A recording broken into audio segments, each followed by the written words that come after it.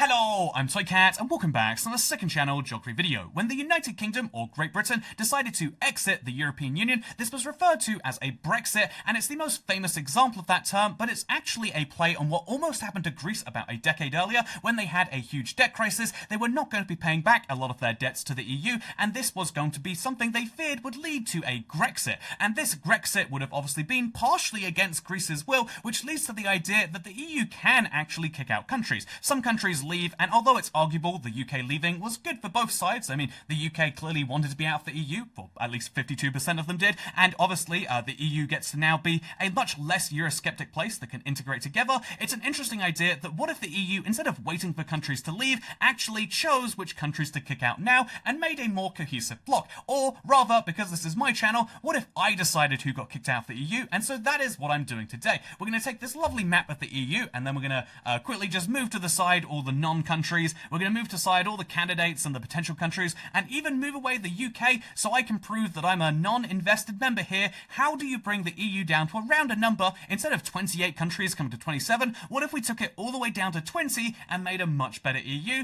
Let me show you what that looks like today. So first things first, I think you have to look at the EU and say that because it is a representative democracy and it tries to give a minimum number of seats to the smallest countries, you get a really unfair overrepresentation of smaller countries. Not only is there a cap on the largest number of MEPs that a country can have, but also small countries having a minimum not only gives them more MEPs, more members of the European Parliament, but also they get 1/27th of a say on the European Council. There are unanimous decisions that require every country to agree, and that means that a country of, say, 0.4 million, this is the map from Jacob Marion, by the way, a website, it's got a lot of fun rankings of Europe, so 0.4 million is the number of people who live in Malta, and 0.6 in Luxembourg. This is less than a million, and it brings them down to such a ridiculously low level. Why do they get the same vote as Italy or Germany? I say they shouldn't, and so I'm going to go ahead and make the bold decision to kick out Malta, sorry I like you, and kick out Luxembourg, because honestly, the EU specifically has a deal where they will not allow micronations to join.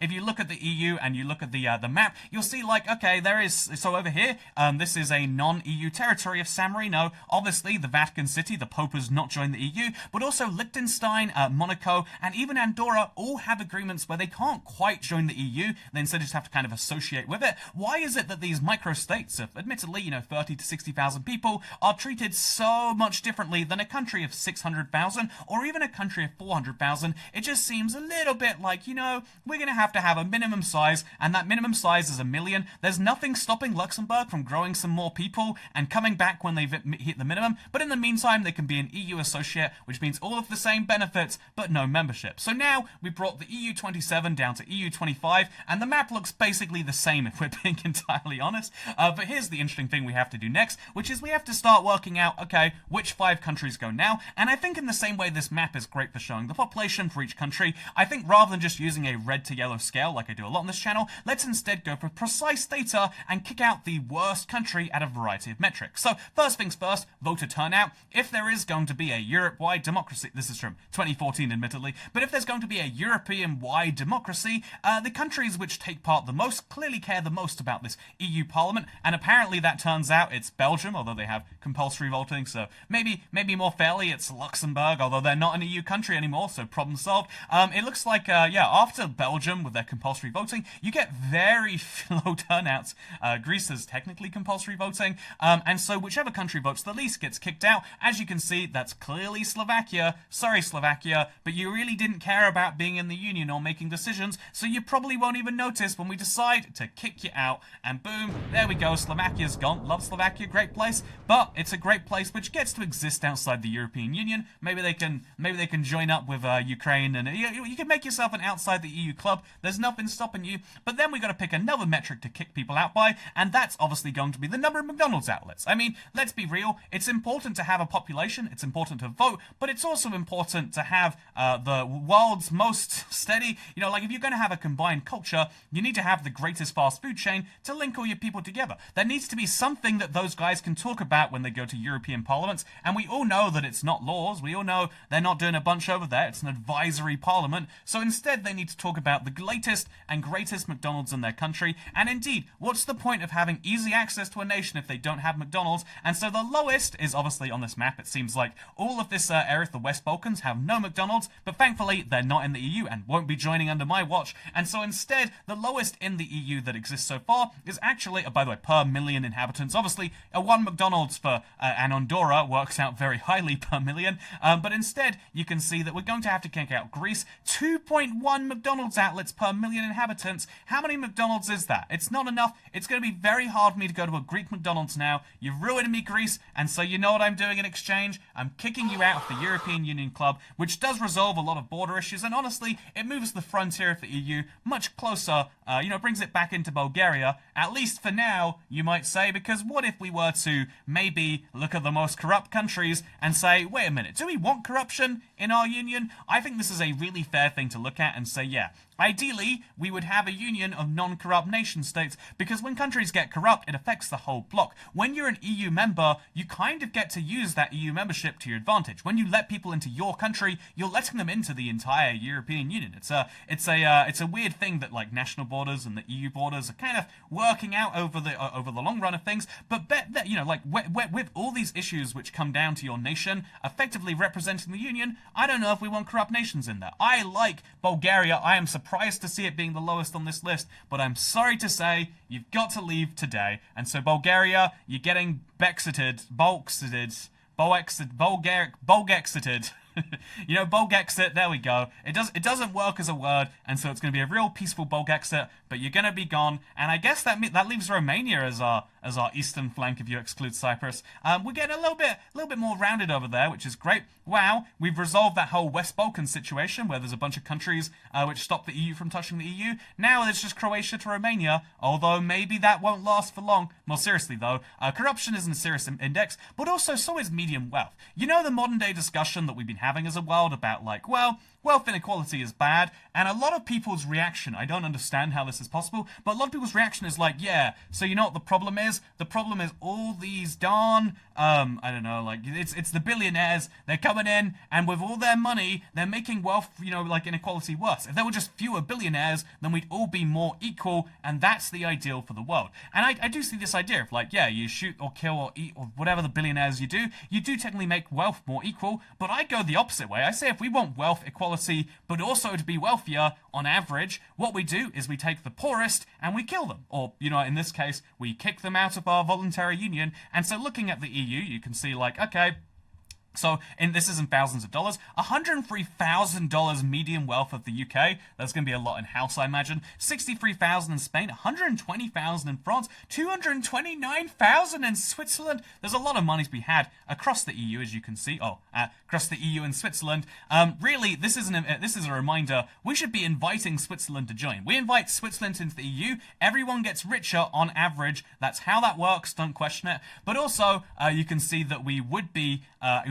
Right now, it's sad to say, but Romania has to leave. It's really weird, honestly. Basically, any map I've found, I looked for quite a few. It's very hard to find maps that don't put one of the old Soviet, Warsaw Pact countries on the weakest. So Romania, you've gone. We've lost the whole eastern edge of the EU. We've made a much more rounded country. Like, it's a much better one to put on a map right there. And so now we have to decide one more country to leave. We could, obviously, go with the percentage of adults who are obese, go for the fattest country. We could all get healthier on average, rather than making great change.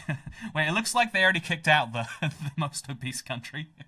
But if maybe that's why we left. Maybe, this is 2014. This was 2 years before the referendum. Did someone in the EU just look at this map and go, wait a minute, I've got an idea. What if we did a campaign where we pretended we wanted them so bad we made them leave?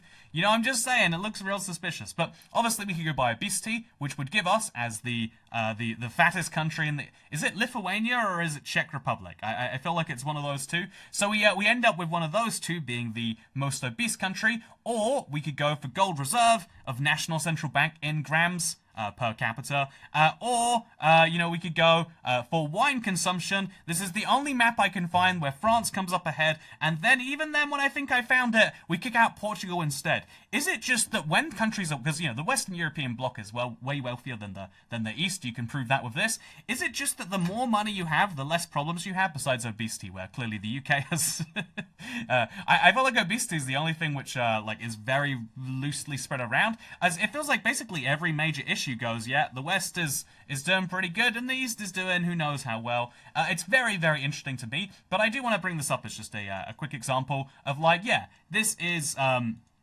This makes it very hard, but I think the only reasonable thing to do when looking at the EU like this and trying to be objective with data, rather than kicking out Portugal, which, you know, we could do, rather than kicking out Czechia, which would leave us with a big hole in our union, why don't we just kick out Ireland? I mean, it's floating over there by itself anyway. You know, it's got all that money in it. You know, lots of European companies deliberately settle down in Ireland to take advantage of its status with both the UK and the EU. Why don't we say, wait a minute, we're losing a bunch of money, and how much are we getting in return again? What's their median wealth looking like? It's not even amazingly high. It's the corporations getting the money. Let's kick them out. And so Irexit, I don't think I'm the first British person to propose kicking out the UK from the EU. This is that you might not like it, but this is peak performance for the EU. If you just kick out 7 more member states, you get a really nicely rounded place. And I think from there, again, as a geography nerd, not as a political consultant at a major, multinational body, I would say the logical places to expand to is you want to add, like after you've gone to 20, you need to do, you need to get back to a round number. You need to start working upwards again. Add Norway. They're already in the EEA. Won't be too hard. You just got to say you can have your fish still. Add Switzerland, won't be too hard. They're already surrounded on all sides. You've just got to, I don't know, threaten them militarily.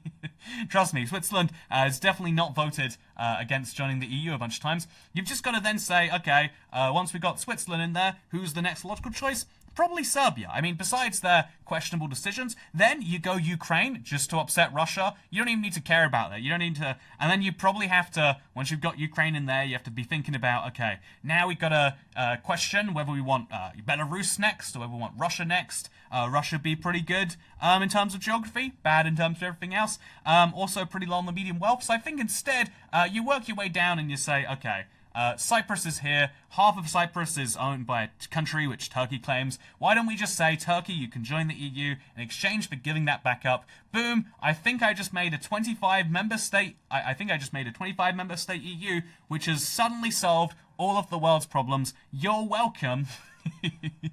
Anyway, that is Brexit. But I feel like the thing with Brexit, right, is it does prove this interesting point that countries don't necessarily decide what's best for every other country when they act, and they don't even necessarily decide what's best for them. Countries have weird winding paths, so you need some grand planner to come in from above and look at a vague map and decide with nothing besides feelings what gets done. That is the way everything should be done. That's why I love the EU and its advisory parliament, and just to do, that's why I love the system, and that's why everything should be run this way, and that is why I'm running for EU president. Vote for me next election.